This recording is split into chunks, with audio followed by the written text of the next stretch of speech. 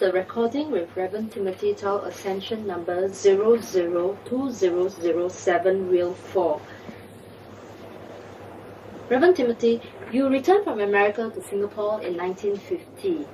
How did your seminary days shape your stand on separation from doctrinal and ecclesiastical apostasy? It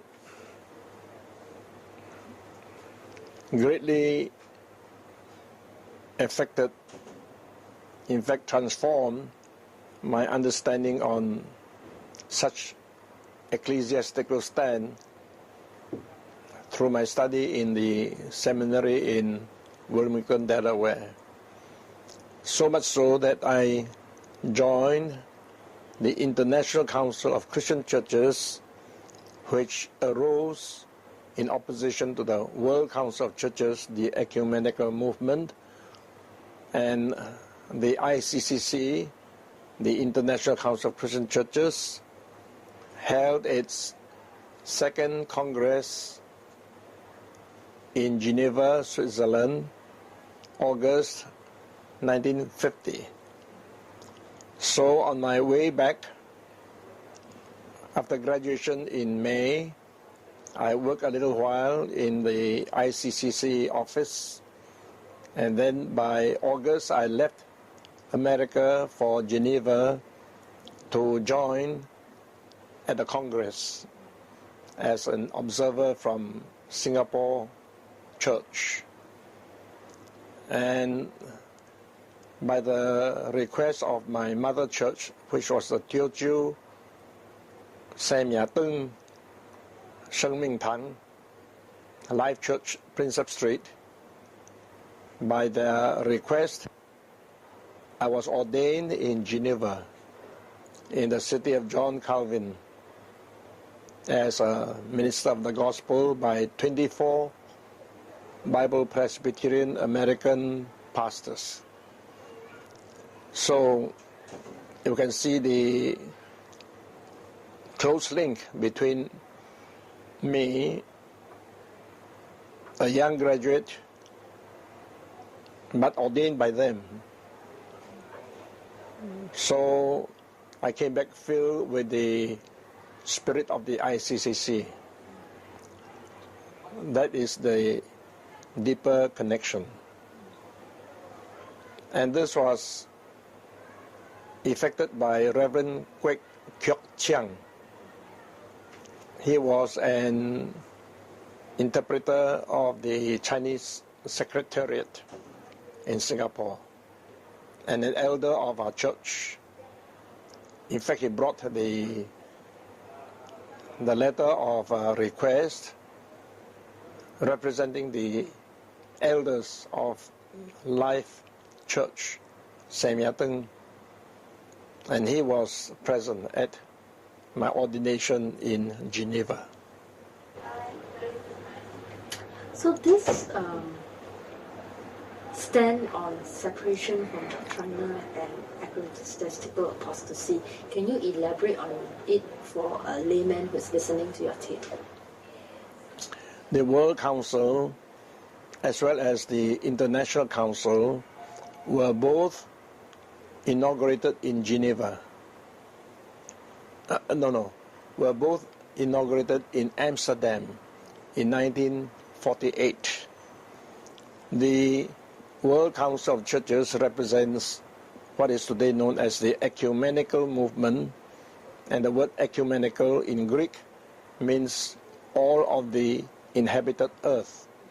So it means a sort of a universalism, and being a Protestant movement, it is to unite all Protestant denominations with final approach to the Roman Catholic Church, to unite with the Roman Catholic Church, and finally all worldly religions. That is the ultimate. That is why it's called World Council of Churches. There's no word Christian. But the ICCC is International Council of Christian Churches. It is to unite all Bible-believing churches that would take a stand against ecumenism. And so Dr. Carl McIntyre, who is still living today, 92 years old he is, was a founder of the ICCC in 1948 in Amsterdam. At that time I was a student in Faith Seminary, and he was the president of the board of directors. And I became so closely knit to Dr. McIntyre that you can call it a friendship between David and Jonathan. So you can see how closely I was a disciple of Dr. Carl McIntyre. And that is the 50th anniversary coming this August. And I have been requested to speak at this 50th anniversary of the ICCC, August 1998. And I'm preparing to go there now after 50 years. Yeah. You mentioned earlier that you worked with the ICC for a short while. Yes, for a short while. In the office. Well, it is doing odds and ends, anything like helping in the cyclostyling of messages, or reading much of the material, whatever I could do there, I did. But just for a short while, maybe for 1 or 2 months. Then August came already, then we went. I was given a free seat on the chartered plane that flew from New York to London. Then from London we worked our way to Geneva. Life BP has always been known as a separatist church. Yes. Why do you think so? Because we have not joined the ecumenical meetings, and we have taken a definite, clear stand against the work of the World Council of Churches. So we are quite well known for that. Can you share with us a little bit about financial providence when you were pastor in the 1950s? Well, we wanted to be separate from the ecumenical movement, and our mother church being one of them, innocently not knowing anything about it, but we were just roped in through the leadership of the English Presbyterian missionaries. In those days, we were still under the English Presbyterian mission, and they were leaders of the Malayan Christian Council in those days. And the missionaries that were over us numbered perhaps over half a dozen or 10 of them. We were still under them. So, in order to be sort of not under their control, we proclaimed when they first started out that we would be financially independent, which angered our mother church a little bit because they were willing to support us. We were their English-born son, as it were. But I insisted that whatever offerings come in the Sunday collection would be my salary. And we had only 30-odd adults, plus their children, amounting to about 45. With this we started. And I insisted that whatever comes in the bags would be my salary. So the first month's collection was $110. And I abided by it. But my wife was a midwife and she was earning $160. So together we have $270 for the first month. And yet you had 3 children. 4. 4 children to feed. I have 4 children. But I was very happy because I was riding a bicycle, which my sister bought for me, a racing bicycle. And I was very happy. I said, well, serving God is to carry the cross. So whatever comes my way is from the Lord. I was very happy with it. But I also taught at Chindian Bible School in Geylang, and they gave me $100. So that added on, helped us to pull through on a shoestring. However, in a few months, I was getting $200. And later on, the church stipulated I receive a fixed salary. So I'll be getting something like $250 in a matter of 6 months. And we were able to carry through very frugally. But I was very happy.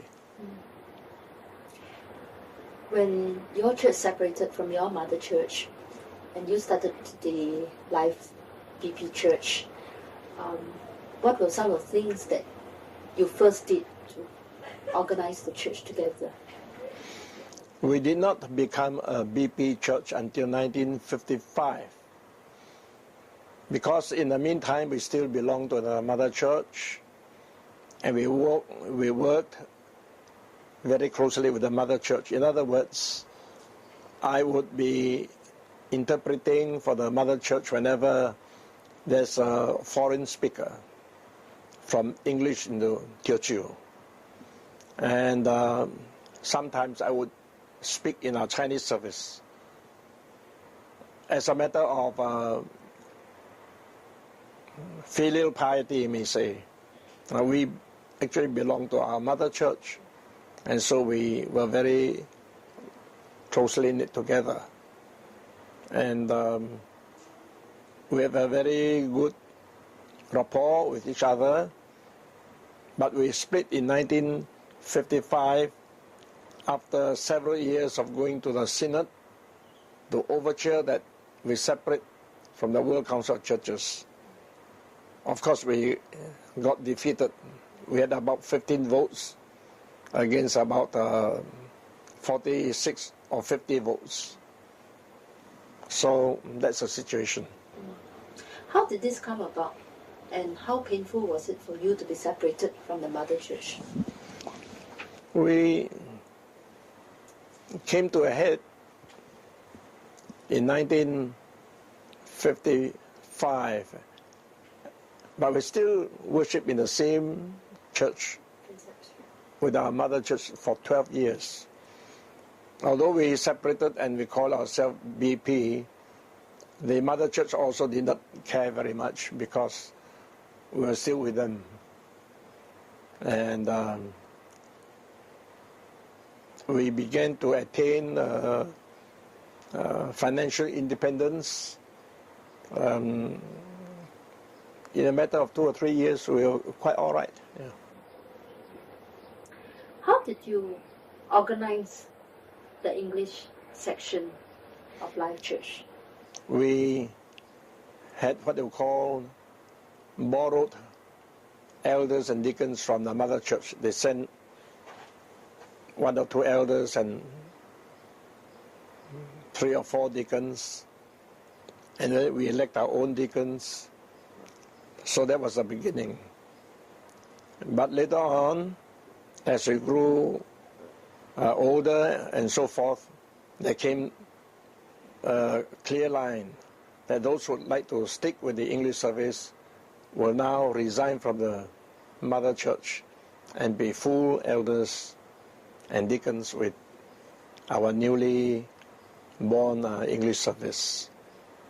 And that is how we developed and grew. Right. Can I get you to describe your first missionary journey to Malaya in 1951? That was a matter of, after 7 or 8 months, we felt greatly burdened. The 4 walls of my church could not contain me. I was very restless. So we got hold of a very dear deacon, Deacon Su Chiang Tai. He was all for it, very full of spirit, being one of the Johnson converts. He was a trader, and he opened a small store at Orchard Road selling odds and ends, all kinds of things. And they bought a little new car, the Fiat Marvelet. It's a two-seater. And then we were ready to go. We packed our little two-seater with thousands of gospel tracts and hundreds of gospel portions. And we got a phonograph and a gospel roll of gospel posters and a loudspeaker. And we drove off, trusting the Lord, not knowing where we were exactly going, though with a final destination in Rob, Pahang, where another Johnson convert, a lady, had built two Methodist churches, Rob and Bentong in Pahang. And our idea was to preach in the new villages. These were barbed wire, surrounded by barbed wire villages, new villages, to thwart the communists. The uprising, we call them bandits. When you have them all concentrated behind barbed wire, they would not be able to obtain food.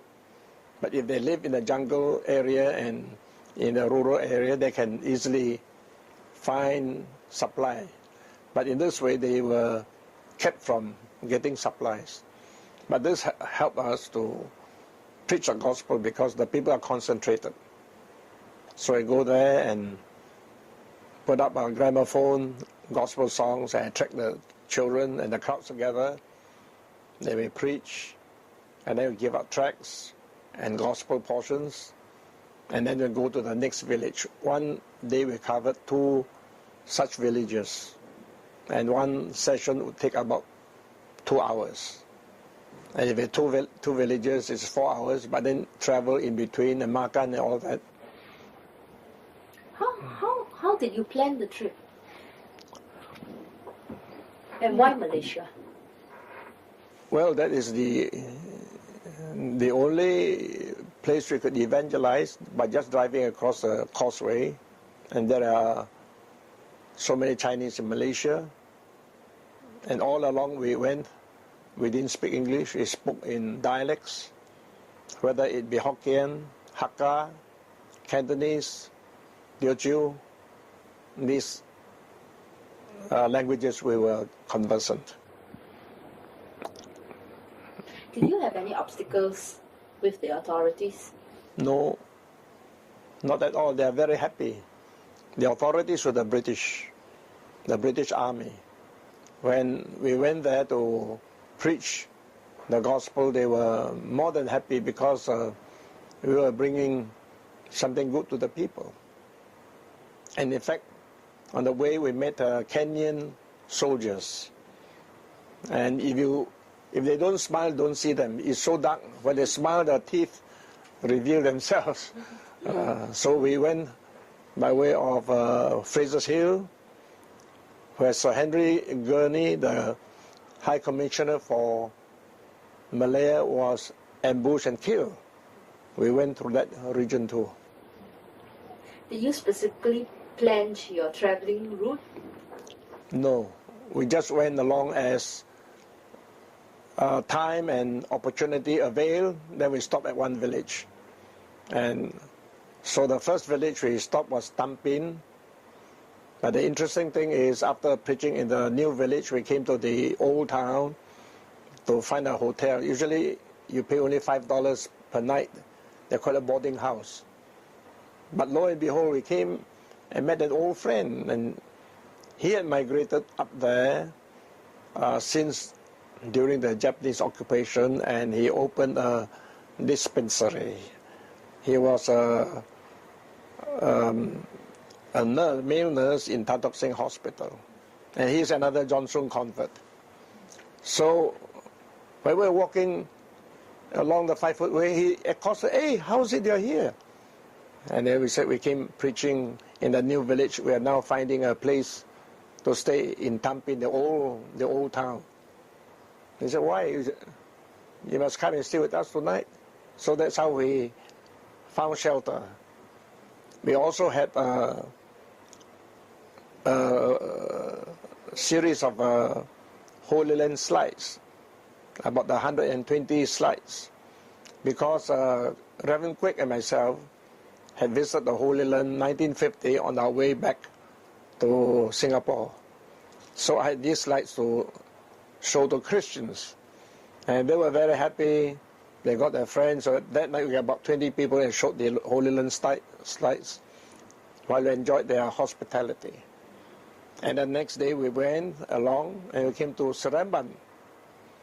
And we parked our Jesus Saves car. We have a big signboard, Jesus Saves, at the back of the car. And the Methodist pastor of the town saw Jesus Saves.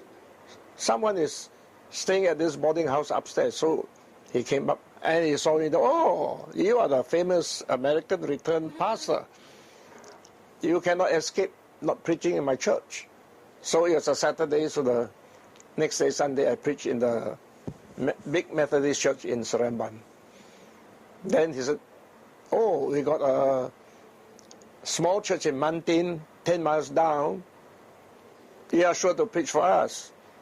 And my good friend Deacon Sue had a broad grin. He said, "Of course, that is your job." So when down there, we preached in Mantin. That's how we preach, not knowing what we are doing, but the Lord opened the way. Yeah. How long was the journey? The journey was around 7 or 8 days. For you to drive from Singapore to Pahang? To Pahang. And in Pahang, we went to these new villages too, and we spoke at about 3 schools. And principals were very cooperative. They lined up the students, about 200 of them in one school, primary school.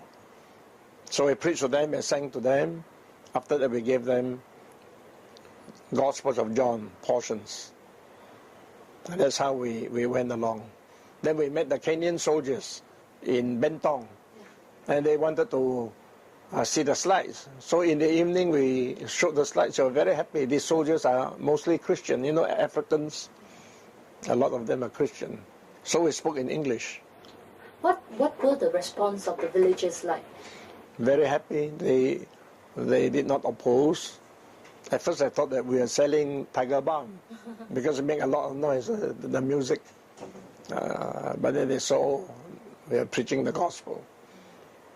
And of course the shopkeepers, they don't come out. We have a loudspeaker can hear. But usually it's the children and women, they come in here. We can get a crowd of, say, 50, 70, like that. But after that, we go to the shops and give them the literature one by one. They know that we have come and we give gospel literature. They did not oppose, they received them. So what happened to those who come to accept the faith? We would say that accept the faith, they receive it, but we just sow the seed, and with the gospel portions we give to them, we trust that the Lord would work out something, but ours was just sowing the seed. And another way of preaching was, as we were coming up from Singapore to upcountry, there was a lot of road repair after the war. So we have a lot of Tamil tracks, and all these are Tamil coolies.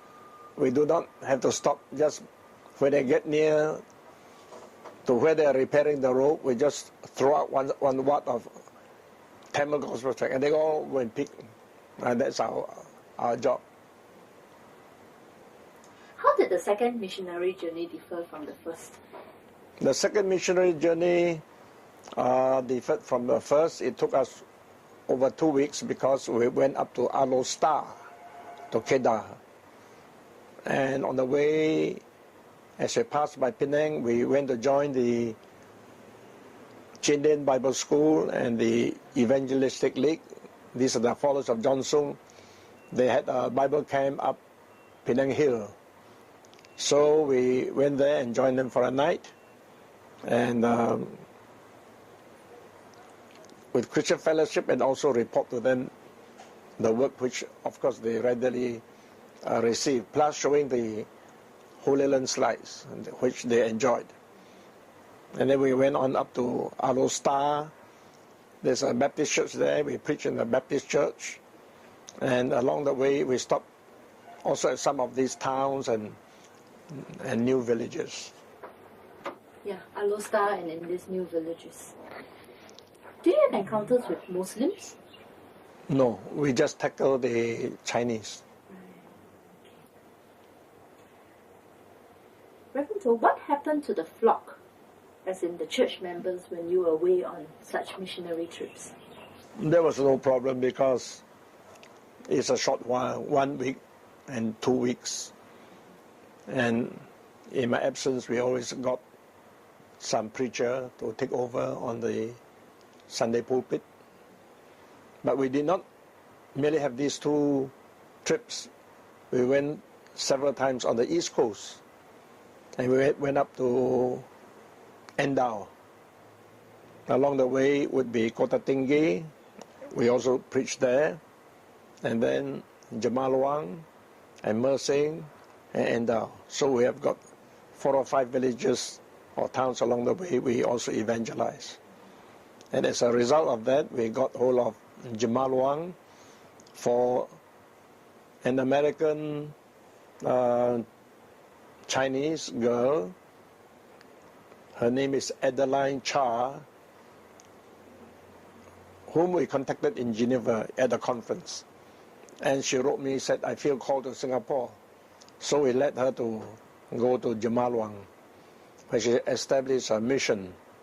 And from Jamalwang, she extended another mission to Endau.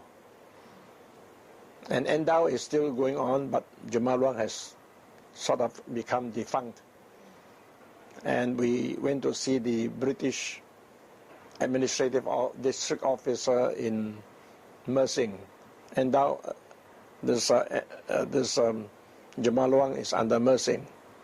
And we went in and said, can you please give us a place where you can build a church? And he gave to us right away. All right, he showed us on the map, this is near the police station, quite safe for you. Triangular piece of land, you can build a church there. We got the land like that because they were sorely in need of missionaries, anyone that can minister to the people now all behind barbed wires. They felt that it would be an asset. Right. Can you describe the Malaysia Pioneer Movement that was mentioned in your book? That is our pioneer mission. And out of the 2 missionary journeys to West Malaysia, not counting East Malaysia, out came a station called Kelapa Sawit, which we took over permanently in 1954. We went in 1951 and 52. But as a result of our going up there, we went to Kelapa Sawit after this several more times. And the Evangelistic League, that is the John Sung Group, and Life Church jointly took over this Kelapa Sawit, 26-mile Kulai Road. And after some years, Life Church took it all over. Now, this coming Sunday, I'm going there to speak at their 46th anniversary. At Kulau? At Kelapa Sawit. I'm going this coming Sunday. Because I was linked with it since 1954. But it was founded in 1952 by Dr. Andrew G. of China, with the cooperation of Ms. Leona Wu of the Chindian Bible School, who is very close to me because I was teaching in Chilean Bible School. So after 2 years, Dr. Andrew G gave up. So Ms. Leona Wu asked me if Life Church would join in with an evangelistic league to take over this village. And I said, all right, we'll do it. We'll do it. But after some years, it came under Life Church, and it's still under Life Church, as it were, spiritually. Now they're independent, but they always try to get us to preach there, and we still minister to them.